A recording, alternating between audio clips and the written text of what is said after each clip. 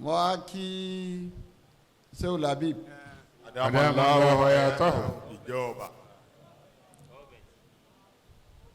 bàbá sọ Ọlọ́run ní dáhùn kálukú a sì sàálẹ̀ sáà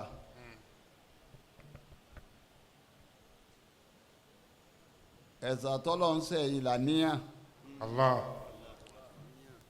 bí a bá ti ń jọ mí bẹ́ẹ̀ dá bá ń sọ̀rọ̀ ọ̀rọ̀ ẹnu rẹ̀ yọ máa takwa níyàn rẹ̀ La ilaha òun illallah. pẹ̀lú àníyàn ọjọ́ máa mú jakadi Ní ṣe ní ti ń sọ òun kò fẹ́ sọ ń sojú ayé ni Ní ṣe déédéé ara ní ti ń wọn. bẹ́ẹ̀ náà kan rẹ̀ ọ̀tọ̀ ni Allah. àwọn tí wọ́n bá mú ọ̀rọ̀ sọ wọ́n ti rí pé léyìn táwọn nǹkan kan lérí àwọn ni Allah. kò sí lẹ́mí ẹ̀ àmọ́ Sheikh Labeeb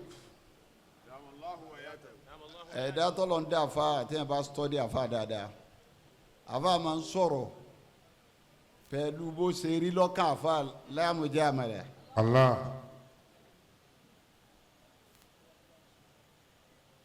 báwọn tóbi yín náà ṣe sọnù kò láàkankan Mo ìbẹ̀rù. ọba tó ní kẹ́ ẹ máa sọ bẹ́ẹ̀ pẹ̀lú àníyàn tó dáa àfa kan wà tí ń kí Sheikh Ahmed Tijani Radiyallahu ta'ala anhu. ó ní wàkàmù ayì. وكم من يأتي صادت نسبة جده وتعلم علمي صار من أهل غيرتي وتعلم علمي صار من أهل غيرتي كم من كم من يأتي صادت نسبة جده lónà àwọn ọmọ ìyá wa tó ẹ pé bọ́lọ̀ ń ṣe Sheikh Tijani ọlá tó ṣe fún ọlá tọ́lọ́hún dáa nísìbàtú jáde èmi lọ́mọ lágbájá sọdátì ọkọ̀ di ìkọ̀jọ́ orí bíi rí oore Sheikh Tijani. wàtálí mi sọ̀rọ̀ mi ní àlìgèrọ̀tì. ó ní ẹ̀tọ́ ọkọ̀ tàlímù ìlìmí àwọn onímọ̀ tó mọ kéwù gan tó yanjú. sọ̀rọ̀ mi ní àlìgèrọ̀tì. ó sì ní qualification tó yanjú doctor ni mí professor ni mí tàlímù ìlìmí ọ̀run náà sọdátìwù ìmọ̀yán kọ́ di kọjọ́ rí bọ́ọ̀lù ọ̀sẹ̀ Sheikh Tijani. sọ̀rọ̀ mi ní àlìgèrọ̀tì. ọwọ́ àjọ bọ́ sínú ẹni tó gbàtàn jẹ. Allah. méjèèjì lọ́lọ́run wá ṣe fún Sheikh Labeeb. Allah. ní bíbí tó yanjú tó lè kọ́ ẹ̀kọ́ sọ pé ò rí nǹkan míì mọ́. Allah.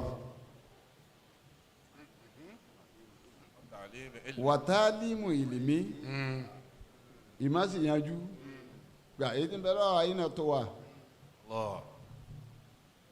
àwọn tó bá rí èèyàn tí bá ń fálù nǹkan ni. Allah.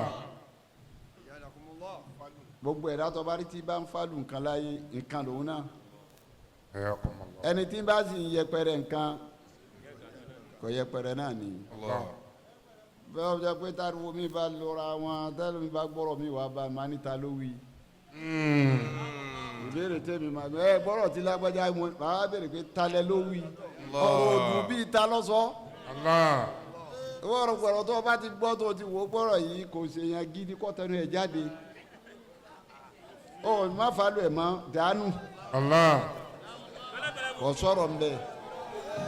òsígábì nasimili galami bí kámúsátì. bẹ́ẹ̀ mi lọ bomi o. ìbútalìlì mú ti ṣọ̀fìkì mú ti alátẹ́gìfìlà sábàbálì galami wàwá gìtà o wàlígẹ́bà wàlíkàmú wàlímọ̀kànà jẹ́mi. wàlígẹ́bà wàlíkàmú wàlímọ̀kànà jẹ́mi. sọ ọ̀rọ̀ ẹ̀kejì bàbá tó bí ọlọ́yà fi wọn wọn bẹ láyé ọ̀rọ̀ kan wá ṣẹlẹ̀ ládùúgbò sọ pé bí ọmọ èké èmi náà wọ́n fẹ́ dá sọ̀rọ̀ náà jọ́nà bàbá ní súlẹ̀ nǹkan sí ọ ni orí gbogbo àwọn tí ń sọ̀rọ̀ wọn ò ní bíbí wọn ò ní pilẹ̀ bí wọn náà bá tún ti sọ̀rọ̀ ní ìsìn wọn sọ ọdọmọ tí ò ní pilẹ̀ ni. látẹ́gìfàlà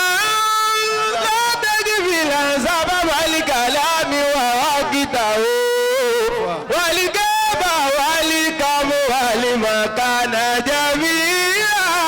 wàlígẹ́bà wàlíkàmú wàlímọ̀kànà jẹ́mi.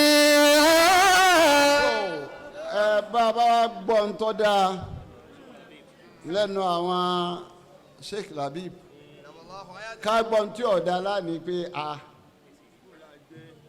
wọ́n yọ bí ń bẹ̀ wọn Labeeb bá lọ sí à ń ṣe yọ ọ̀jà tó bí yín máa o ká gbé léyìí ní ìsìn bó ṣe ká fò sí náà làbá ṣe òun ọlọ́run lọ́lọ́ pẹ́ kọ́ bá mi dá fún yín alibarikọ́lá àwọn ẹni ọlọ́run ó sì bá mi mójútó yín jù báyìí lọ alibarikọ́lá àwọn ẹni ọlọ́run alibarikọ́lá àwọn àfa ńláńlá ọlá bàbá wa alájí àgbà níwájú ọlọ́run mo fi kíkì tí